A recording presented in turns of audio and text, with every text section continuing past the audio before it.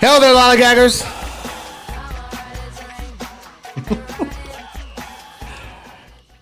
We are Lollygagging Sports. I'm Bo Reed along with Samantha Button and Matthew Irby. Samantha, you got to forgive me on this one. I mean, I'm just really excited because tomorrow's Jack Leiter Day. So, I'm kind of pumped. Where the train thing? I don't even hate it. Why? Because I'm excited. It's Jack Leiter Day tomorrow. And that's where you went to. That's what I went to. You went from I'm excited to the Come On Ride the Train. Is that what that song's called? Is it called that? Is it called the Train Song? I think it's called the Train Song. I mean, he's being promoted from the Round Rock Express, which is kind of trainish. So is that a train? Okay, it does make sense. It kind of fits. Okay. I don't know. It properly articulated my thoughts about tomorrow's game. Well, today's game for those listening. I respect that. Oh boy, Irby, how about you? Are you all set? Have you cleared your schedule for Jack Leiter Day on Thursday? Yes, and yeah, like you said, by the time people listen to this, we may have already had it because we're day game. Yeah, day game baseball in Detroit. Of course, to see how the weather plays out there.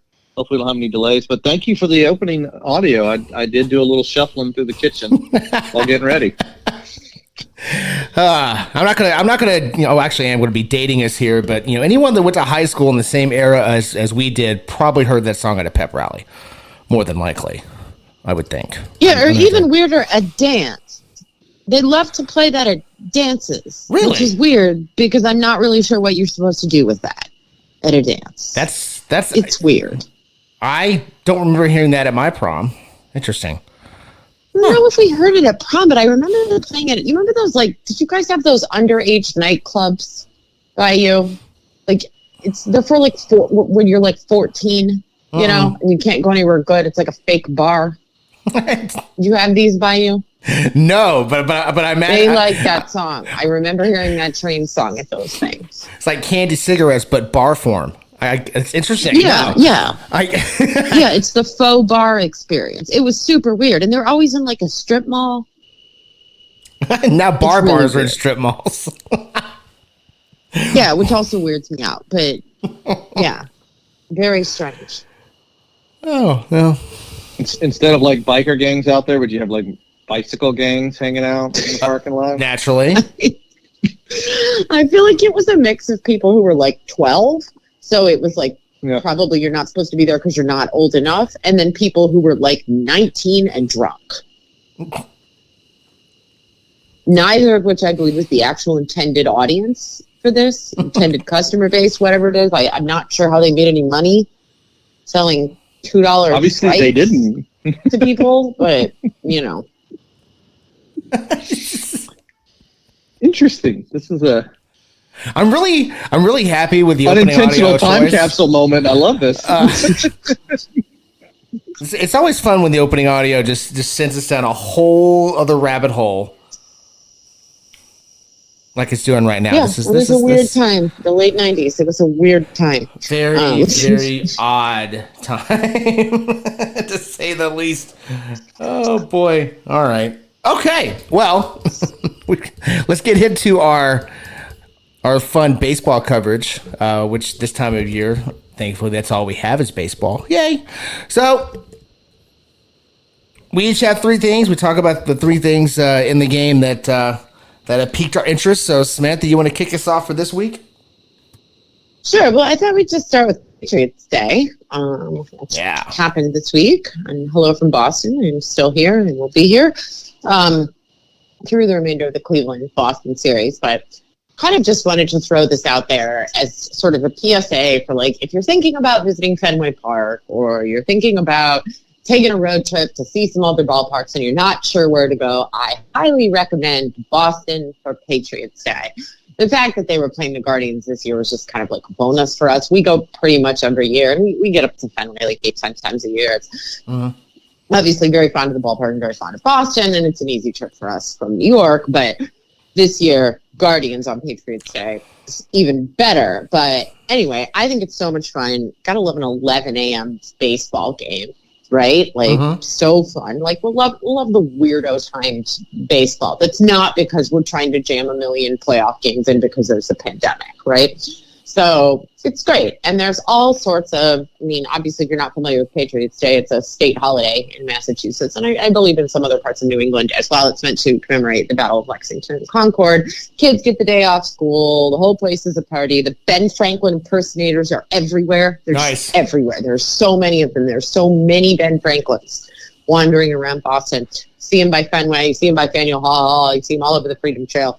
It's super cool. And, of course, there's the marathon and you know, you get that cool moment when you're in Fenway where they pause the game, when the marathon goes by, you get to cheer for the runners. So anyway, it's a really good experience. I highly recommend it. It's like an immersive sort of baseball day / American history / Boston Marathon.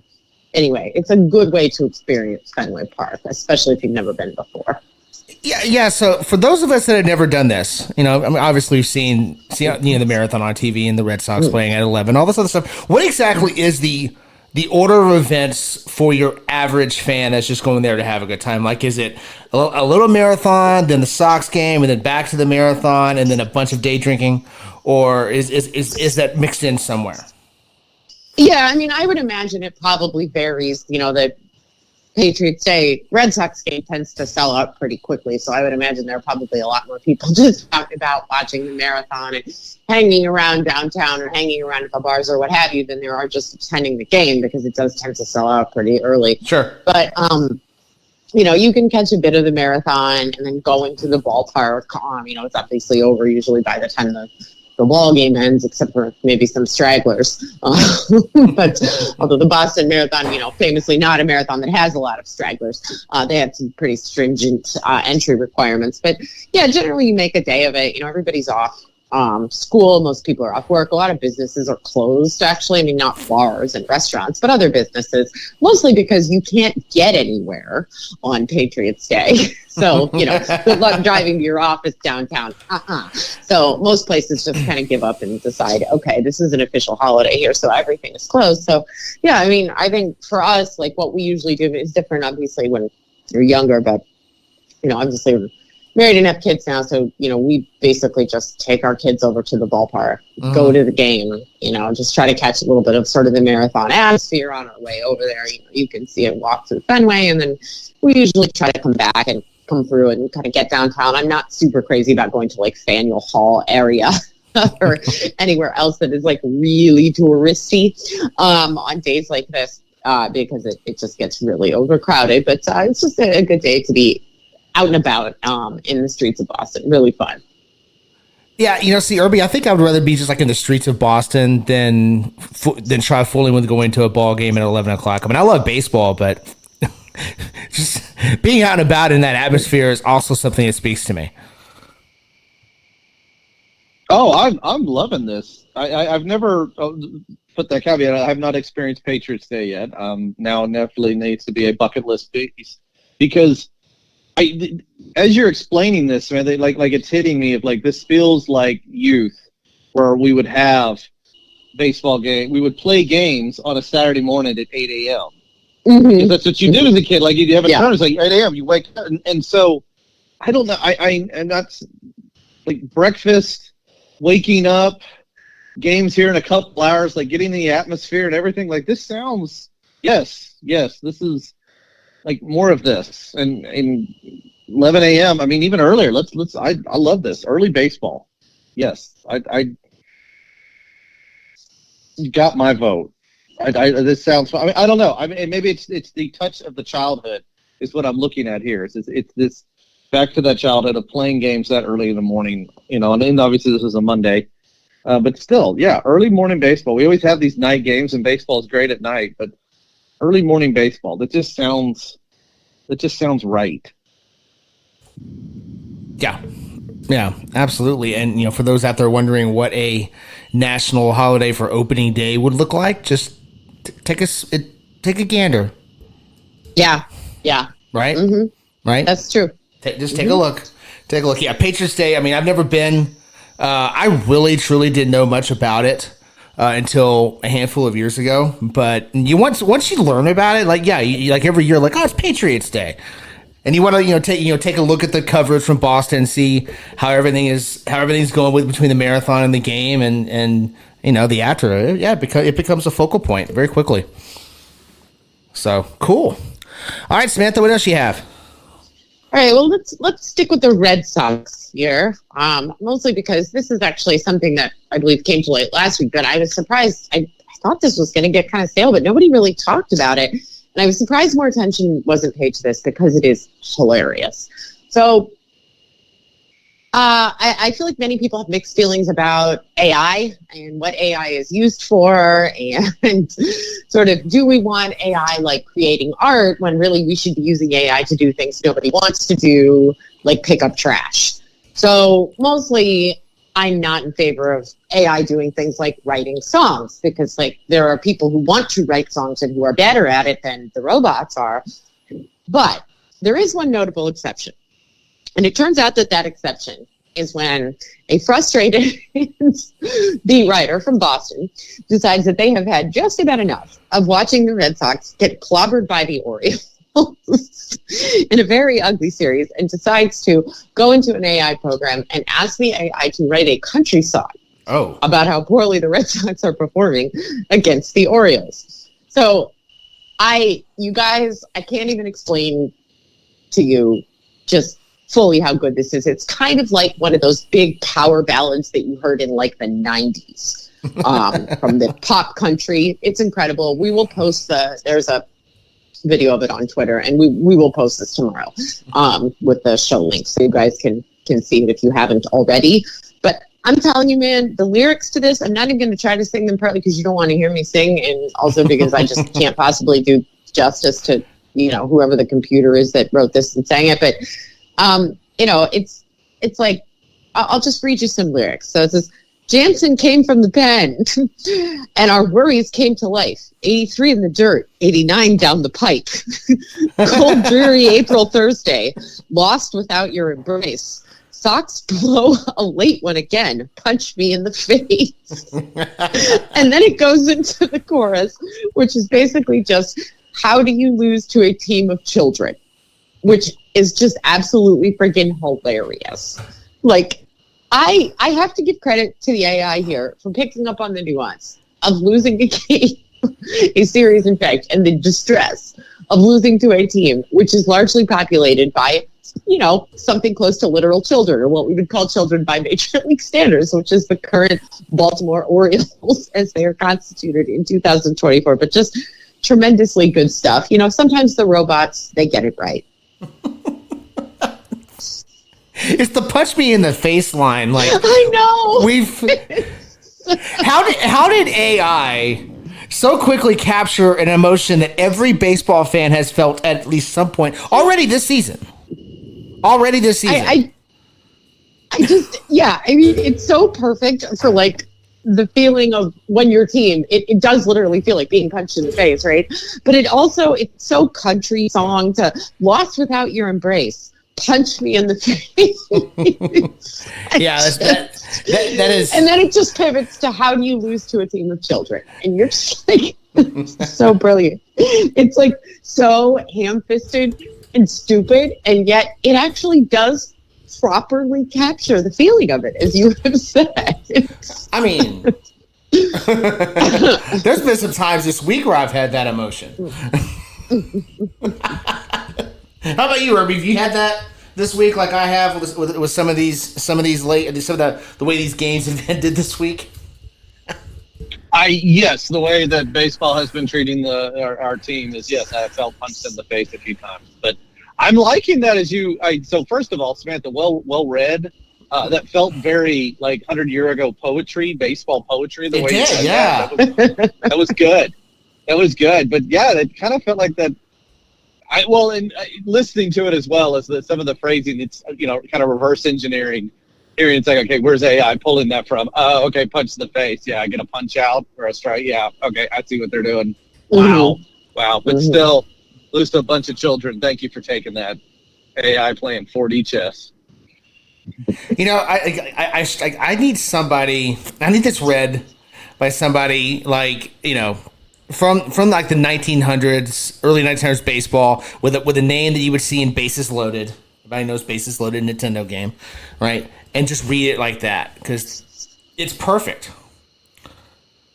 Oh yeah, you need the dramatic reading, right? Yeah. This is awful. When I was in like my mid-20s, I remember when you would like go out on a date with like someone stupid who really sucked, and then they would send you a weird email, and then you would go to the bar with your friends the next night and read everyone. We would stand there and do dramatic readings of these. It was so mean. I apologize. This is awful. We totally sat there and would do these dramatic readings, making fun of these very heartfelt or nice emails that someone sent you, because it's but that's what I need out of this. I need someone to stand up there and narrate it, preferably while standing on a picnic table and dressed in, I don't know, it feels a little Victorian, right? Do you feel Victorian about it? Yeah. Maybe? Yeah. Or maybe it's more romantic poets, right? Maybe we're talking more like Percy Shelley-ish. Late 1700s. Yeah. I could see, a Percy Shelley type. If you think about the origins of when Frankenstein was written, about when Byron and the Shelleys and Polidori were all in Switzerland, and the whole genesis of that and why Mary Shelley wrote Frankenstein is they were all basically stuck in this house and the weather was terrible, so they were all writing ghost stories. But can't you just picture us, but in their 1700s outfits, sitting down in I don't know, apparently a chateau in Switzerland, and being listen, all the games are getting rained out. Let's write a country song about how much the Red Sox suck right now. And then standing up on the table and orating it. That's what I need this to be. While wearing one of those neck ruff things that you see in old portraits. Do that right? No ruff. You don't want to wear the ruff? No. It's fine. Just if I'm in that situation, I want the live action game of Clue. But that may just be me. That comes along a teensy bit later, but that would work too, though. You could also do it in the Clue House. That would also work. You could do it in the Clue House, yeah. I also need this recorded. I need a country artist, or even Beyonce. Let's get Beyonce to do it. She's country now. Let's get Beyonce to do it. Yeah, I need to hear this song. I'm going to hear How You Lose to a Team of Children now in Beyonce's voice. I don't know if it's better or worse. It definitely sounds better, quality-wise. That would be amazing, by the way. How hard do you think it would be to get Beyonce to do that? I don't know. It's got some catchy lyrics. I think she might be intrigued. It's possible. Does Beyonce care about baseball? Maybe. I like to think she does. Well, I hope so. I mean, I'm biased. I don't know. Well, yeah. The other direction we can go with this is, especially, as you're listening, folks, please interact here if this is a good segment, if you like what you're hearing about this stuff, because this might be, last year we did the death codes as teams were eliminated. Maybe we need to do the AI country song as teams are eliminated this season. Are we talking title or an actual verse? I am open to suggestions. Because I could do an entire rendition of how my bullpen coach left me. No? Okay. That's actually a really good title for an AI-generated baseball. How my bullpen coach left me. All right, well, let's put a pin in it. Maybe, down the road. Or next week. Right, something to consider. I mean, there are some teams, like the White Sox could be eliminated probably now. So. I mean, it's not even a country song right now. Isn't that more like a funeral dirge? I don't know. Yes. But, okay, speaking of someone who's come back from the dead, sort of. Let's move on. The Mets, not dead yet. 9-8 as of Wednesday morning, 2.5 out in the division, behind, of course, Atlanta and Philadelphia. You guys, we were I mean, whenever we make a segment about the Mets, it's always to make fun of the Mets, right? Because that's usually the appropriate reaction to the Mets. But they're 7-3 in their last 10. They have won 3 in a row, and this is, of course, again, as of Wednesday night. Their run differential, however, +6. So could be worse. Could be worse. But, better than it was looking like it was going to be. So, I don't know, you guys, what do we think? Are the Mets okay? I think we can all agree that the Mets are not good, right? But are they okay? As opposed to horrible, which is what we thought we were getting at the beginning of the season. Where are we at on this? Are you buying Mets as mediocre? I'll buy them as mediocre. We're going to get another team here in a little bit when we get into my thoughts and stuff about this. But there's a lot of weirdness going on right now around baseball. So how much of it is like an industry trend in April where really, really spotty teams that no one really gave much of a shot are hanging in there, and how much of it is just weird first 2 weeks of the season. But I'll buy them as mediocre. I will do that. Okay, so you're saying yes to both. Yes to weirdness and yes to mediocre, yes. Right? This is just weird, but that they're probably meh, as opposed to catastrophically bad. Okay. That's it. Yep.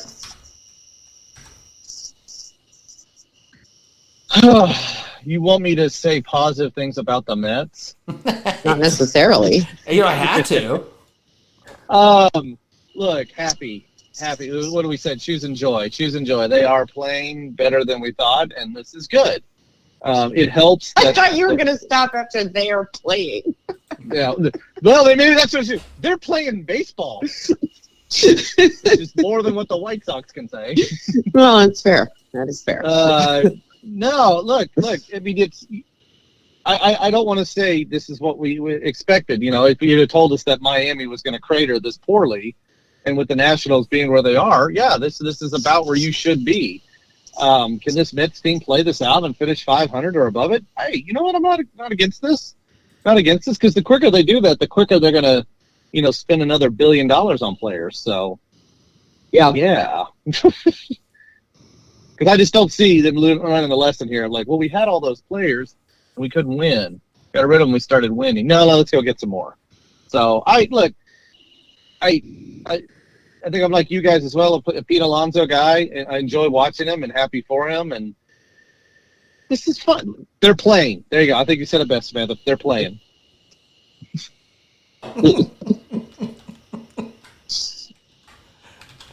I mean, that's about as close to being not 100% positive that you're ever going to get out of Irby. He called Mike Trout a bum. I know. That's what I'm saying. Yeah, apparently Mike heard that. Yeah, way to go. Way to piss off Mike Trout. He is still in our division, right? You understand that? Oh, yeah, you did upset him. That's true. But honestly, it's not like it made him move any faster, to be fair. He's just hitting more. It really hasn't changed anything, has it? Because he just hits home runs. Yeah, well, he's going to hit 250 and hit 50 home runs so that he never has to run very fast. But that's it. I mean, isn't that kind of the bum lifestyle? If you play softball, adult softball, when you only get one home run, you get the guy hits a solo home run. You're all like, dude, why'd you waste that? I just want to hit it out. Ghosted Billy Butler. Yeah. Billy Butler. Wow, hadn't thought about that one in a while. I think about Billy Butler all the time. Yeah, all the time. At least once a month, I watch the video where Billy Butler is talking shit to I forget which catcher it is, but he's talking shit to this catcher. And they get into each other's faces. Umpire breaks him out, and the next pitch, Butler hits a home run, and the catcher is just fuming as Butler's going around the bases. It's one of my favorite videos ever of Major League Baseball. It's right up there with the George Brett Pine Tar incident in terms of my favorite videos ever. So, yeah, I'm with Samantha. I think about Billy Butler probably a little bit too much.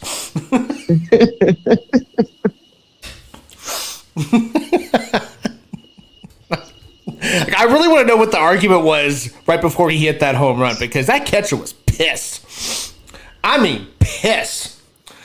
So, I'm just curious what was said. Maybe I can look that up.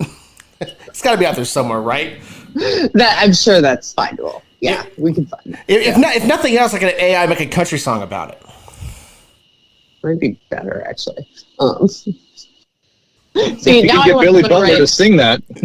Good. Oh my gosh. Or you could get Joe West to sing it. You know Joe West like moonlights as a country singer, right? That makes so much sense. What if I know. You can't make this stuff up. That makes too much sense is what it makes. Yeah, you could go there's another thing. If you have not seen Joe West's, I mean, he writes country songs about baseball. Like you can find him on YouTube. It's alarming. He is I would say extremely competent at it. But it is the hokiest thing ever. Like, so he's better than AI at writing it? No. You never called the Orioles a bunch of children. I mean, I'm sure how he do did. you top that line? I'm sorry. You can't top that. That's lyrically, give it the granny. Give it the granny.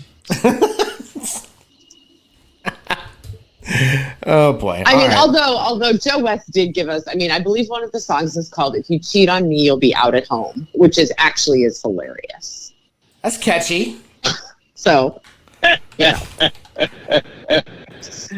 that is good. It's catchy. I like that. Right. I can imagine the lyrics. He found a successful career. I see what you did there. All right, Irby. Anything else on the Mets? Or Joe West or Billy baseball. Butler? I mean, Joe West writes country songs. The Mets play baseball. Billy Butler might sing them. Who knows?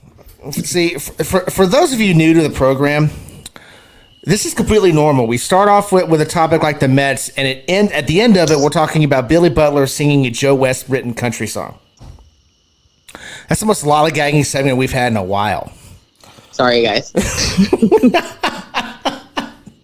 That's good, though. Come on, it's good radio. Been a weird week around here. Please stick around for more weirdness. Not going to get more normal. Anyway, who's next? No more Mets. Everybody say the Mets, right? No more Mets. All right, Irby, you're up, buddy. What's up? What do you have this week? I'll bring us back to some normalcy and everything, and talk about a player for the, similar record area. You know, the Cincinnati Reds are playing above 500 ball, and they're led by someone. You know, as soon as we're saying this, I know everyone's thinking Ellie De La Cruz, but as fun as he is to watch, man, the pulse of this team, Spencer Steer. Not something, a statement you thought you would have said recently in life of Spencer Steer. I do love the nice little dig that we all do here with the Twins, because Spencer Steer was drafted by the Twins. The Twins, for a year and a half of Tyler Mahle, gave away Spencer Steer and Christian Encarnacion Strong. So gave away 2 starters for a year and a half of a pitcher who you don't even have anymore. So well done there. But Spencer Steer, look, solid number, solid guy. And that's a conversation we could have had last year. But this season alone, like we are seeing another step forward in the walk rates are up. The whiffs are down. Strikeouts are down. Spencer Steer, he's adding, though he's had some pop, he's adding even more. And it's not necessarily swinging for the fences. He doesn't mind being a doubles guy. But this has got 18 RBI already. Like he's quality hitting. We go through these off seasons, and I know when we do our previews is we talk about certain players, and Steer has never been a guy that you thought you would really talk about. And that's a shame on us, shame on everybody, because this guy has become the pulse of the Reds. He's a big part of why they're winning, and if they're going to make a run at this division, which seems it could be wide open, Spencer Steer is going to be that big part of that. He also has a very bases loaded sounding name, Samantha, which already gets him in good with this podcast.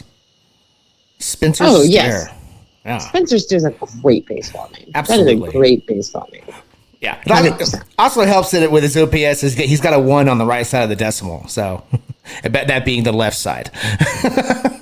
The correct side of the decimal. Let me put it that way. The correct side of the decimal. Well, and I think that's what's different now, right? I mean, Ellie is one of the most exciting people in all of baseball to watch. Also, how much do you love Ellie, where he was like, my goal is to be the best teammate ever, like in existence. And you're like, I don't know. I love this guy. He's awesome. Mm-hmm. Like, he's so fun. Like, and his goal is to be the best teammate. Like, that's great. Love this guy. But Spencer Steer, yeah, I mean, has really, I think, put himself on the map in a very different way. And to me, it's the difference between last year and this year. And I will totally admit to having seen very few Reds games this year. I think I've seen like maybe 1.5 total, pieced together in various innings between other things, try to get a little bit of each team in as much as I can, but I've not seen a ton of the Reds. But from what I have seen and from what I have read, my understanding of what's going on with Spencer Steer is that he's really putting together much better quality at bats. Just all around, the plate appearances look really different than they did in the past. So that is super cool. Plus, I just think it's hilarious that the Twins, this is funny to me and will never stop being funny to me. Get him away for a song.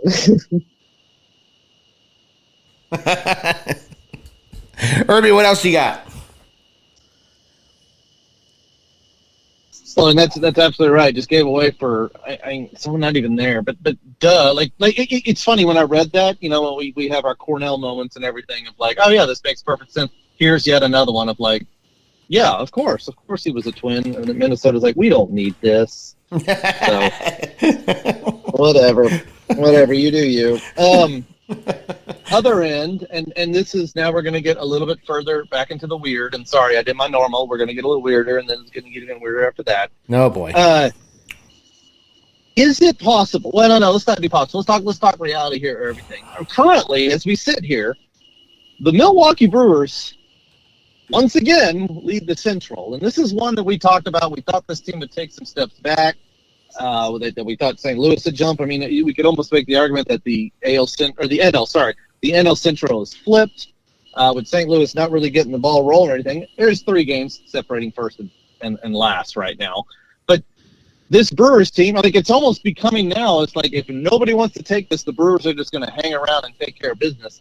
And here we are again, Milwaukee. Like, no Woodruff, no Corbin Burns. Who cares? But is it possible that getting rid of Craig Counsell, not even getting rid of, just kind of letting him walk out the door and doing nothing about it, is that a key? Is that the key to what Milwaukee's doing here? You know, it's kind of interesting, Samantha, right? Because, you know, Counsell bolts the Brewers for the Cubs. They're a half a game apart in the standings. So is it so much where the Brewers rose up because Craig Counsell left and the Cubs came down because they hired Craig Counsell and it evened out? Is that where we're at?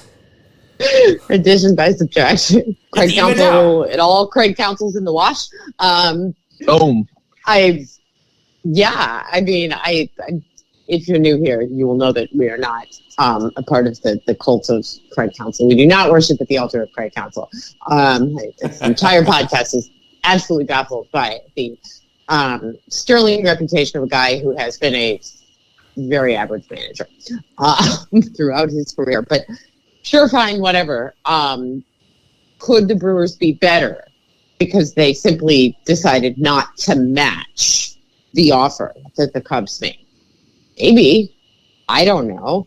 Mostly, I think this division is, I'm not sure I'm buying the Brewers, to be honest with you. There's a 3-game gap here, and the only thing I feel confident about when it comes to this division is that it will not ultimately be won by the Pirates. Other than that, it all feels a little up in the air. I will say this. I do think Milwaukee looks better than we thought that they would, considering the losses they had. And yes, I mean Corbin Burns. No, I don't mean Craig Counsell. But they look like they were really going to take a step back and cut a lot of payroll. They look like they were kind of going the Twins route, and they have outperformed that. So that's great for them. I don't think it has anything to do with Craig Counsell. I don't think any success that Chicago will have anything to do with Craig Counsell either. Maybe jokes on both of you when St. Louis just decides to wake up and go, oh, okay, right. We're not going to sleep through another season. We'll just end up on top here. But when the division's this close, I don't feel particularly certain of anything except that Craig Counsell is not anyone's savior and never will be. Well, I don't know. This is kind of hard because, on one hand, you're like, well, it's early, and of course it is early. But it's not like they had a soft schedule to open their season. Right? Yeah, they split the Twins to open the season. Fair. But they take 2 out of 3 from the Mariners. They took 2 out of 3 from the Reds in what was supposed to be a 4-game series, but rain made that not happen. They took 2 out of 3 from Baltimore. They didn't lose a series until this week when they lost 2 out of 3 to the Padres. So I think it's worth watching. Am I buying them yet? No.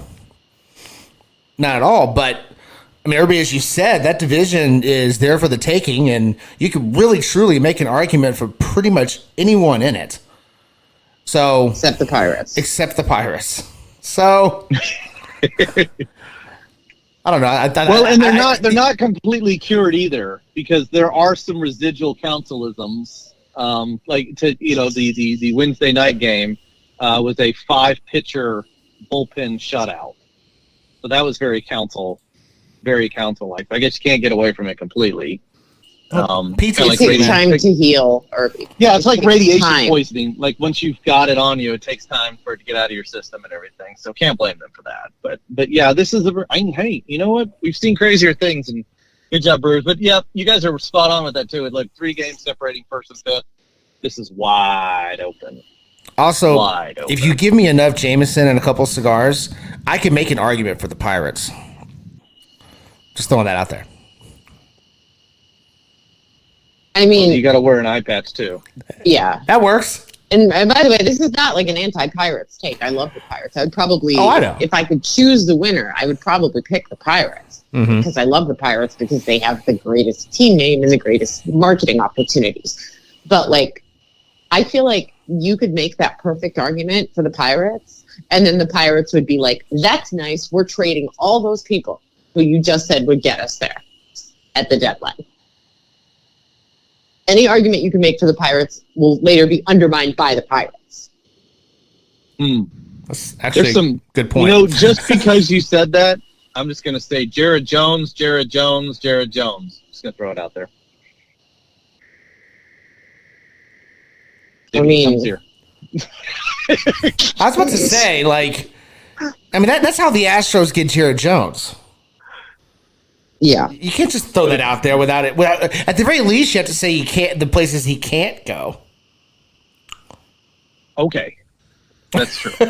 No space. Jared Jones, stay on Earth. No space. No trash can. Stay out of the trash can. Fine, that makes sense. Okay. All right. So the last bit I have, definitely getting out there. We were talking about country songs and all that, and you got me thinking, really it's this Patriots Day, Samantha, the segment. Well done on that. And we've kind of all talked about that. Do y'all have, and this isn't just specific one ballpark, feel free to answer multiple ballparks here, but do you have a ballpark location that you need to be? An example for me, the last Rangers ballpark, the first one at Ranger Stadium when I was a kid, it really didn't matter where I was. I just wanted to be in the bleacher seats in the sun eating a hot dog. But as I got to the second one, and in the ballpark in Arlington, it was out there in center field and next to the grassy hill. Was just the spot that, I don't know, it just felt right. It felt normal.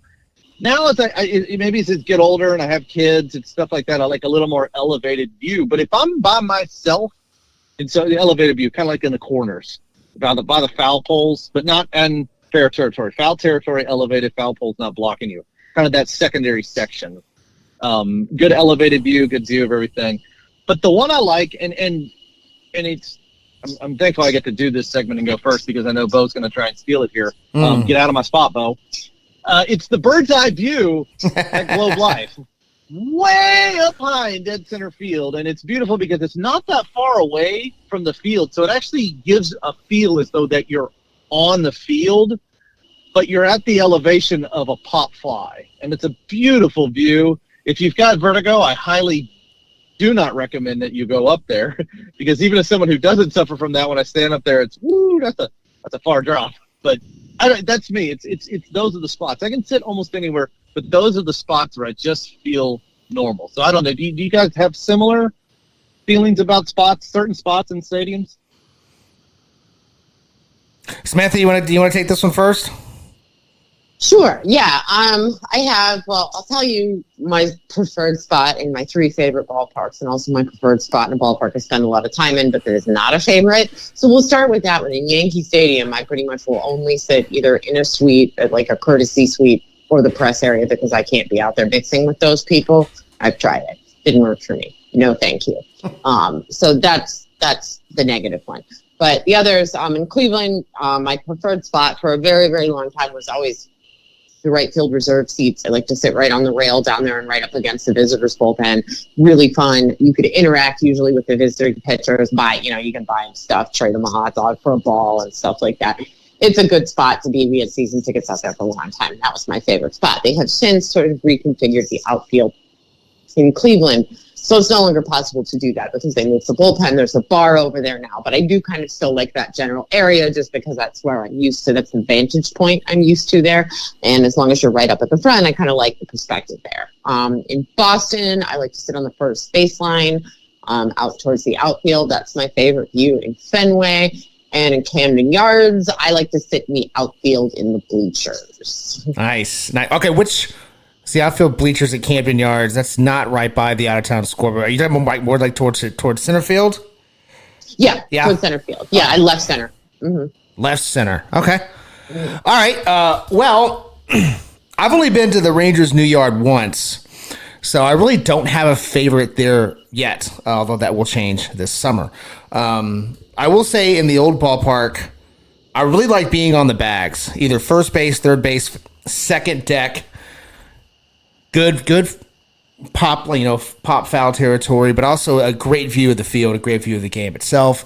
I'm really not a huge fan of right behind the plate because it's hard for me to judge if a ball is going to be a pop-up or a 500-foot home run. So, I'm with you. I hate sitting behind. Yeah, I can't do it. I hate those seats. It's awful. Hate it. Yeah.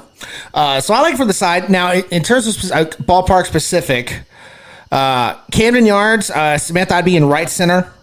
Right by that out-of-town scoreboard. Yeah, right by that out-of-town scoreboard. The fans in that section, God love you. There's just so much fun sitting in the stands at Camden Yards. So those of you, I don't care who you support, go to Camden Yards and have some fun. The Baltimore fans are absolutely amazing. So yeah, right center field, right by that out-of-town scoreboard. Miami, left field, because the stadium in Miami, especially if the roof is open, they've got this massive bar in left center field, which you can see on TV, especially when Mike Trout hits home runs into it.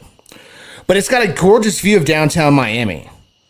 It's just breathtaking, especially when the roof is open and the sliding doors are open. You just get this really awesome shot of downtown Miami. It's also a pretty good view of everything happening on the field. I have yet to find a single place in Tampa that I enjoy. I think that pretty much covers all the stadiums I've been to. I'm not going to mention the Juice Box in Houston because I think I'd rather go to Tampa. To be honest, I'd rather go to the Trop than the Juice Box. Although thank you for saying that about Miami though, because I'm sure I mentioned it on the show before. There's 6 currently in use parks that I have not been to. One of them is Miami because I have not been to the new park there or newer park there, and but that's on my list. That's probably the next one we'll hit. Maybe even this summer, I hope. So I am going to make note of that and make sure that I keep myself accordingly. Yeah. If you can, definitely try it. I don't know, especially during the summer in Miami, that roof's will be closed more often than not.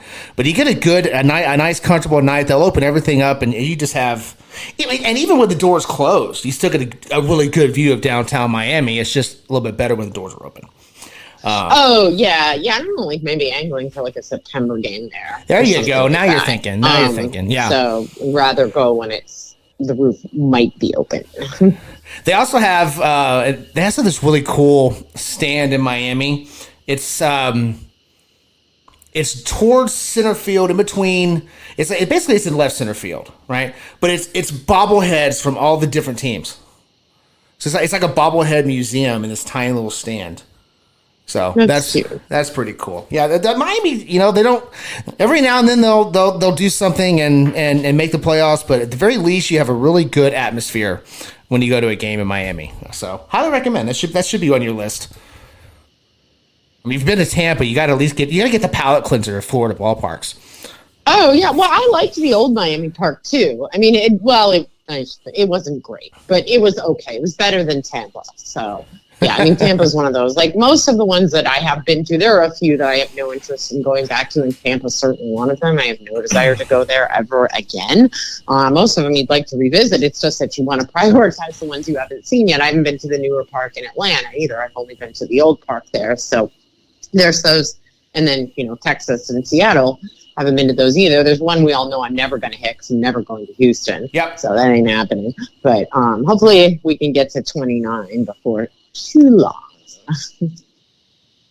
Yeah, definitely. Well, yeah, y'all added well into my list too. I now I've got the same thing of my notes of where to go in Baltimore and where to go in Miami. So yeah, thank you. And I will add also, you guys mentioned about the behind home plate.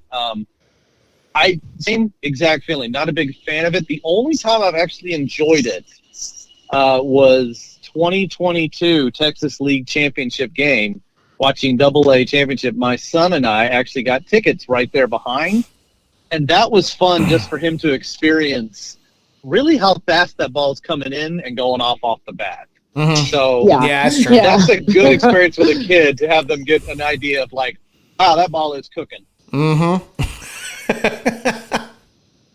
Is this how you stop your child from doing what I did when I was in high school, where I went into the major league cage and went, yeah, I can totally hit this, and ended up with a broken thumb?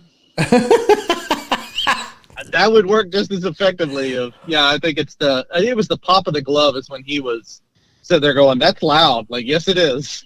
Yes, it is. And there's more. Yeah.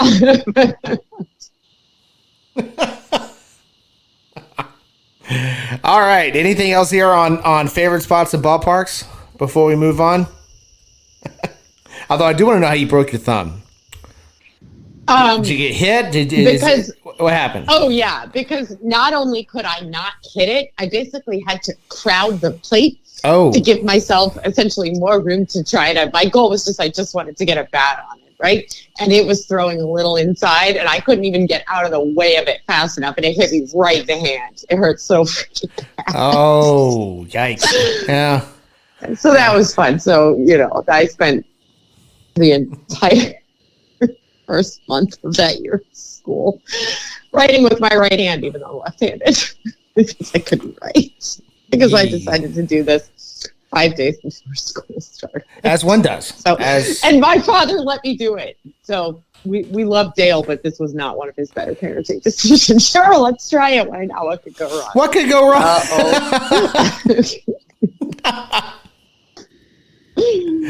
Not one of our better choices collectively as family. Man. Oof. All right.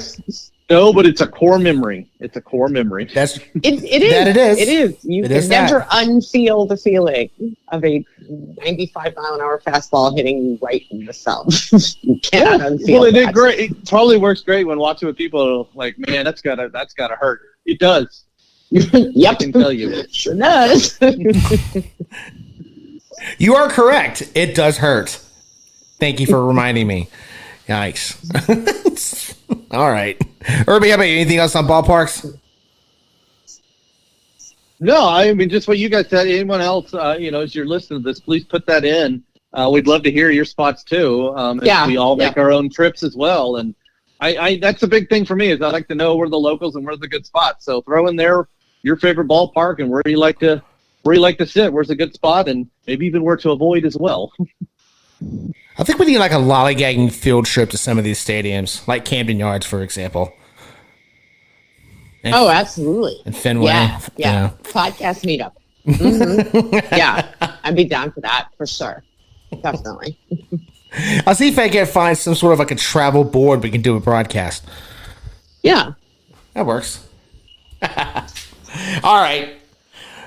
Well, so my first topic, actually, thanks to Angel Hernandez, is actually in the ether of baseball right now. And of course, I'm talking about the ABS challenge system. Now, the talk is using the ABS challenge system to build up evidence to fire Angel Hernandez, which I think we all agree would be a great idea. But I wanted to talk about the minor league ABS challenge system, where a pitcher or a hitter can challenge a strike call, a ball of strike call. Now, I was very skeptical of this when I first heard about it, because I was like, well, now you're really going to clog up time during innings for challenges and this and that. Surprisingly, it was very quick. Very quick. The hitter has a signal, the pitcher has a signal. They challenge, they show the ABS on the big screen. The umpire then rules based off of whether or not it touches the zone. I know there's a lot of arguments against it, but I'm not as against it, Samantha, as I was before I saw it in action. I'm not as against it. Now, I could be swayed probably either way depending on arguments, but I'm not hell-bent against it like I was. Okay, so elephant in the room. Let's start here. We talked about this a little bit on Twitter last week, if you guys are there, that I think conspiracy theory. We're seeing a lot of bad calls this season, right? We have seen a lot of really egregiously bad calls at the plate. Yeah. Are they deliberately sprinkling a few bad calls here, a few bad calls there, all around the league, so that when our robot overlords come, we will welcome them with open arms? Oh, wow. That's what I think is happening here. I'm just putting it out there. But so, because I find myself, I was with you, like when I first heard about it, I didn't want anything to do with any robot. I'm saying there's some very, very good arguments against it, many of which are really just about the logistics of like things like, well, if the ground is wet and the dirt sinks and the robot sinks, will the camera still be in the, you know what I mean? Like there are a lot of really weird things going on with this that like we have talked about in the past. The ABS is a little bit different because then we're talking more about video review. I'm not entirely against it. I do think it will be more time consuming and less like snappy in the majors than it is in the minors, particularly when we get into, hotly contested situations, like something that happening in extra innings or that is game ending or that happens in the postseason. But I mean, this is what they're doing, right? They're wearing us down. I think they are wearing us down so that we would welcome robots. I love a good conspiracy theory. Anyone that listens to this podcast knows that. Like I'm a huge fan of conspiracy. I have one question about this one though. Why would the umps go along with it? Right? Because the umps have to be the ones making these egregious calls. Why would they be going along with it? Are they wanting the robots? This is a valid question. Yeah, because you are effectively obsoleting yourself by doing so. Right. Now, right?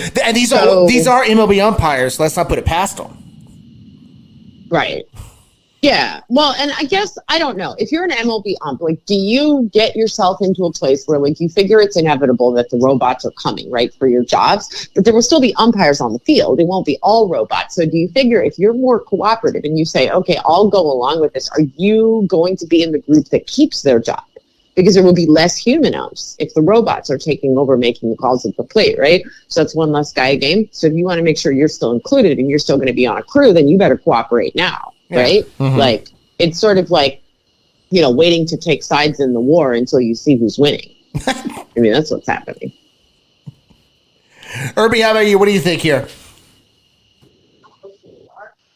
Well, now I think the umpires are Switzerland, but wow. The Swiss? Really? You with the Swiss? Yeah. Okay. And I was thinking more like Vichy France, but all right. Yeah, this is true. Yeah, this is true. Yeah. I had some notes, but I'm going to forget those because Bo likes the conspiracy. So let's just go down that route instead. That's more fun, right? Let's do it. Let's go. So I'm assuming Angel Hernandez's wife probably owns the ABS system.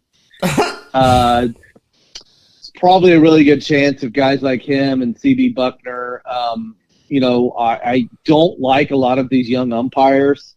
So they're just going to screw it for them because they know they're close to retirement anyway. So it's like, well, we'll be the iceberg that takes down the ship and just screw this up for everybody. At this point we're at now, like I'm for this ABS. I saw the similar thing that you did, Bo, at minor league games of how quickly it works. Uh-huh. So yes, let's do that. It will be interesting to see what the rule will be on number of challenges and everything, because some of these umpires, you're going to need more than 2 challenges. Yeah. Well, and what happens? I mean, let's say if it works like the current replay challenge system, where if you're right, you'll get your challenge back.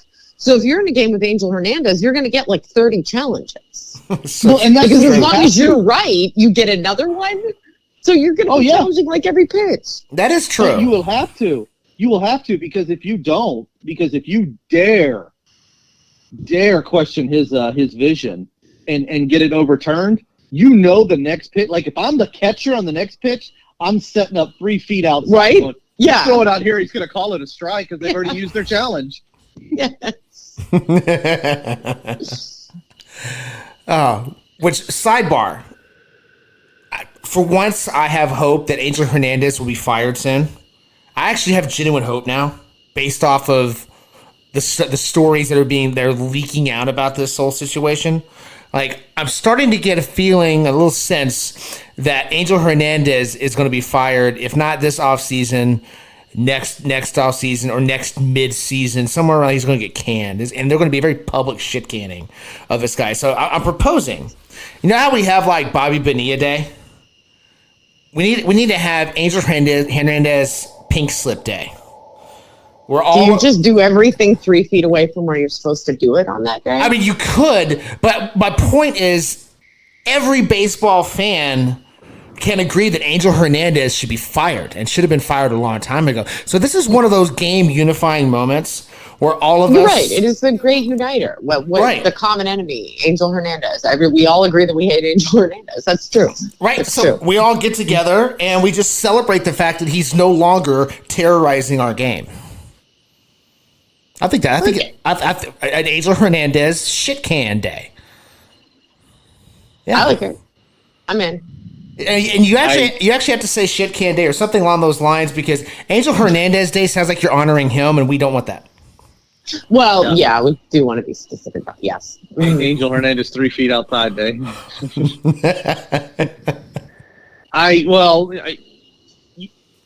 Angel is a wily guy. He knows enough how to keep his job and everything. What he will probably do is, when that day comes and you show up with that pink slip, he will probably have made some, Game of Thrones, Tywin Lannister midnight deal in which he's told 29 other teams, what if I screw over the Astros every time I work their games? Oh, see, now you got to throw that out there. Now I'm going to think about it. Well, you like your conspiracies. You know he's going to do it. Damn. That would actually work. That's the problem. That's it. No, then we have another. That would absolutely work, because I'm already thinking about it. Like, well, that's not a bad. That's not a bad deal. I'm not. No, you know what? I'm a no on this.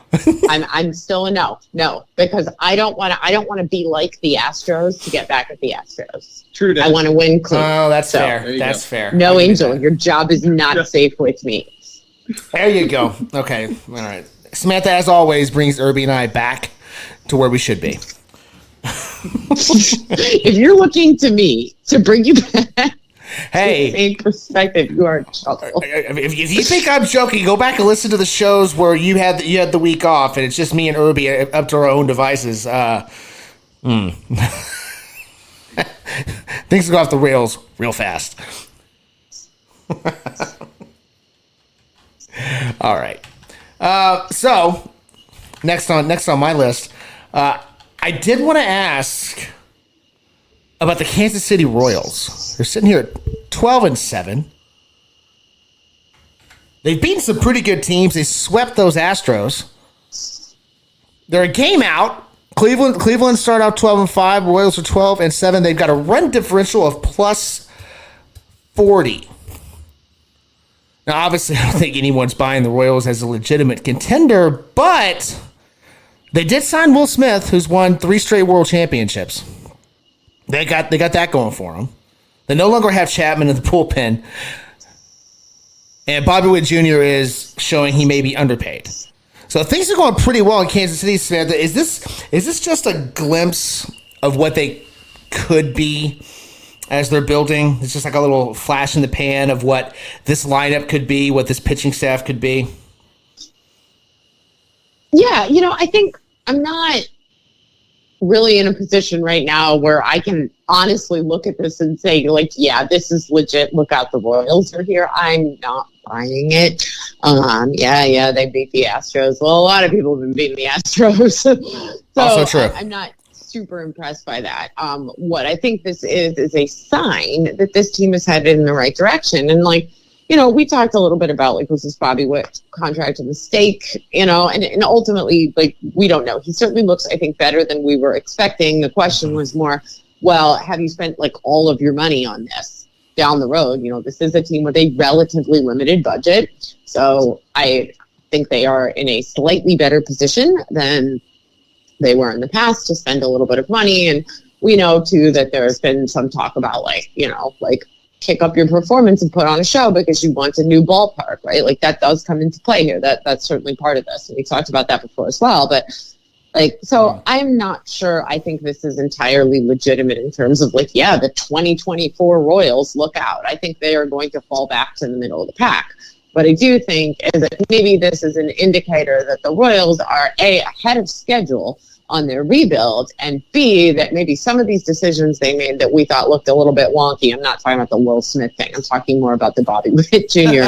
contract and other things that are, I think, relevant to, let's say, the next couple of years in Kansas City, that perhaps they are a lot smarter about the choices that they've made and the ways that they're going to look to compete, not necessarily this season, but maybe next year, and certainly the year after that as well. So, probably a good sign for them going forward. Not sure I'm buying. We've seen the really hot Royals start before, right? Do I need to, again, point back to the mid-aughts Royals team that started the season 14-0 and then finished in last place in the division? Yeah. So... Boy, I tell you what, you brought up the ballpark. How much are they wishing that they had that vote now instead of before the season?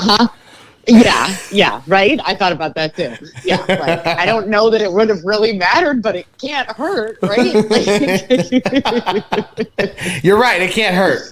It can't hurt. Irby, one thing I want to toss you away with some fun with stats here. I mentioned the plus 40. The big bad Bronx Bombers are only at plus 20. And run differential. So the Royals are 20 over the Yankees right now. Oh, yeah, and this is a number that we've talked many times. It is an indicator of who you are. And so Kansas City, we've seen the offense showing up. The pitching is getting the job done. You're getting good performances from your bullpen. That's all these things have factored into the success, and it is a great start. I'm going to sit in the same category as you guys and not sit here and go, "Ooh, is this a division team?" No, I think Detroit is in a better position than Kansas City is. Good start. You guys are moving in the right direction. I don't see this as a repeat of what we saw out of Arizona and Texas last year, of two teams that we thought these guys are going to be there. They're going to be close in the conversation. But those two obviously got the job done and got there. I don't see the Royals there yet. This is definitely a move in the right direction, and hopefully you're smart about adding next season, because building upon this, maybe this is something that's sustainable. Maybe this is something that can go the different distance, because you've added Cole Reagans. That is not a shock to anyone here that he took those steps forward. Brady Singer finally putting things together. These are things that, yes, there was a lot of ifs, and Bo, we've talked about this multiple times. There were a lot of ifs, and those ifs are yeses right now. Can they stay yeses? Kansas City sticks around. Now, the interesting one will be once things start turning and we see them going up against the Detroits and the Clevelands. That's the stuff I do want to watch, because it is. But to Casey's credit, you're winning the games in front of you. Good job. You got a good record. This is a team to be reckoned with. Can it go the distance in the Central? Let's see how you do against Detroit, Cleveland before we have that talk. I'll tell you what. If the Tigers could hit like the Royals, look out. Because the Tigers have the best pitching. They have the best bullpen right now, numbers-wise, in the league. Starters are pitching pretty damn good. If they could only hit, Samantha's like, no. And I get it, but man, if the Tigers could only I'll double down and say that, I am still more worried about Detroit than Kansas City. Yeah. I mean, I'm not, the bullpen thing feels a little bit iffy to me because it's like they've also been a bullpen that's seen a lot less work than a lot of other bullpens, which are probably in reality better, but have been overused to a greater degree. But I mean, if Detroit starts hitting, then I will sort of echo what you're saying, and they still concern me from a Cleveland fan perspective a lot more than Kansas City does right now. But I tell you what, this does make me worry a little bit more about Kansas City like next year. Yeah, it should, I think. For sure. Yeah. Well, provided they don't screw it up at the deadline or in the offseason. Like, just let this grow, Kansas City. Just let it grow. Yeah. Don't go out and get Eric Hosmer and bring him back. No. Ooh. Don't even put that out in the universe, man. You're going to get Kansas City fans yelling at us. Don't do that. We already have enough fans hate us. Packers, Astros. We don't need any more.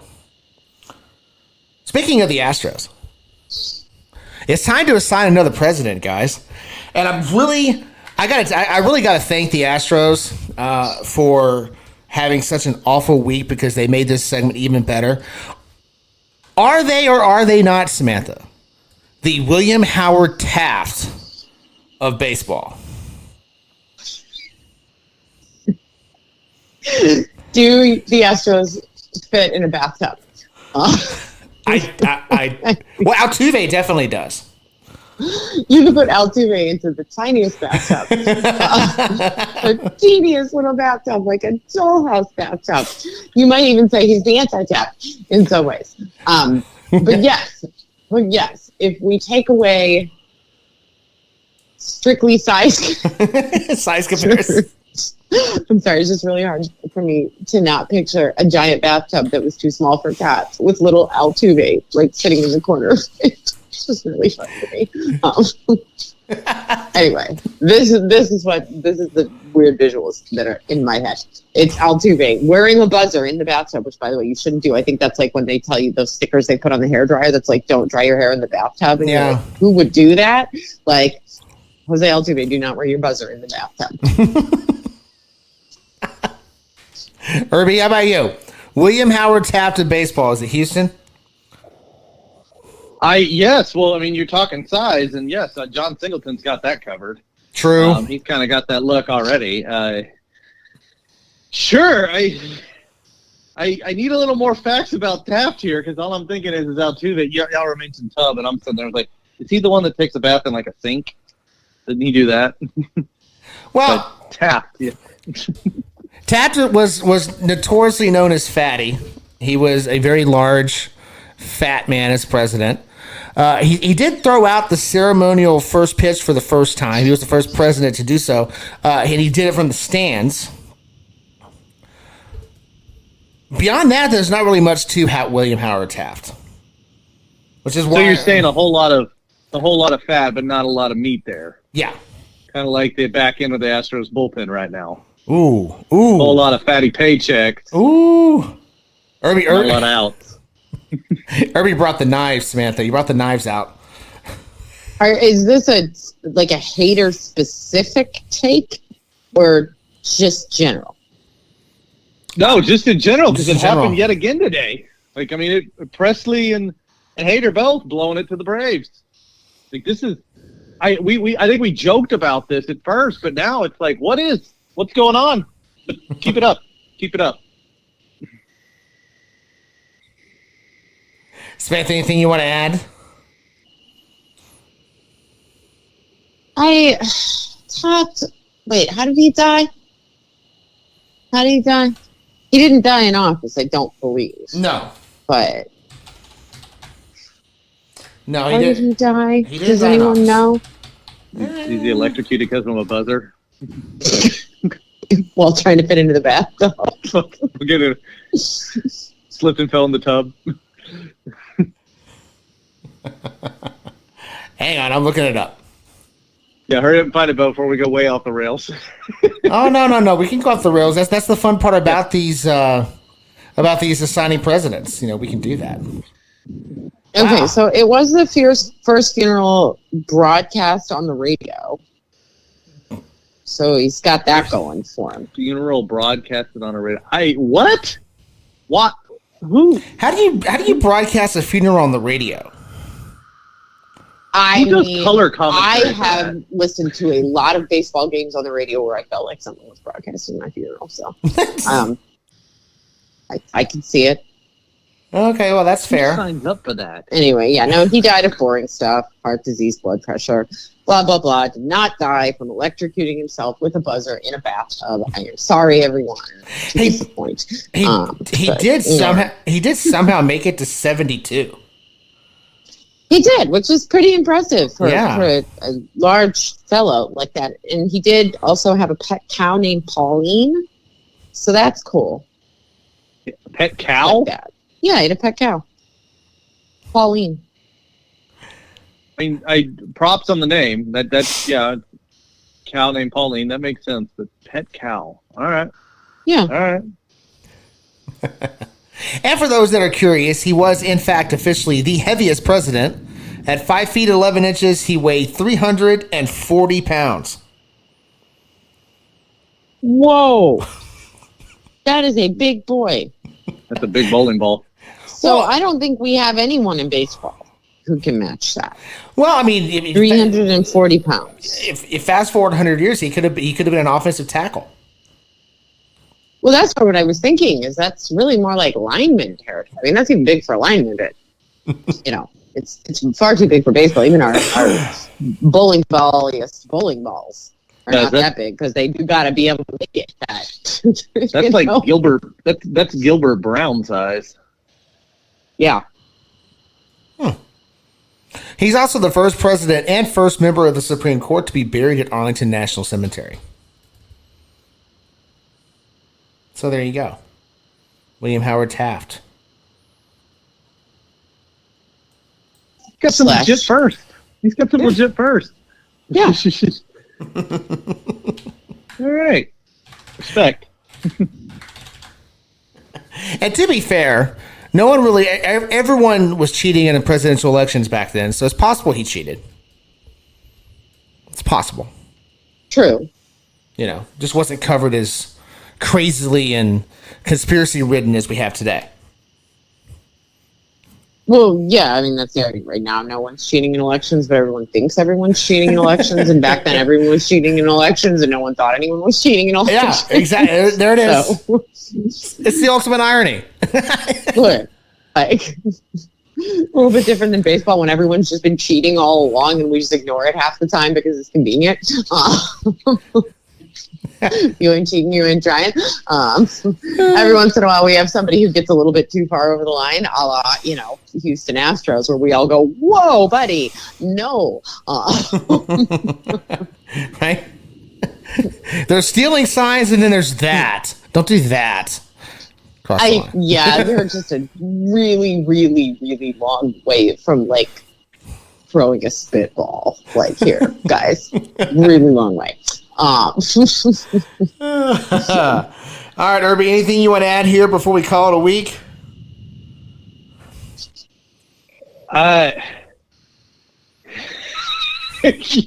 He's got something. No, I'm good. I'm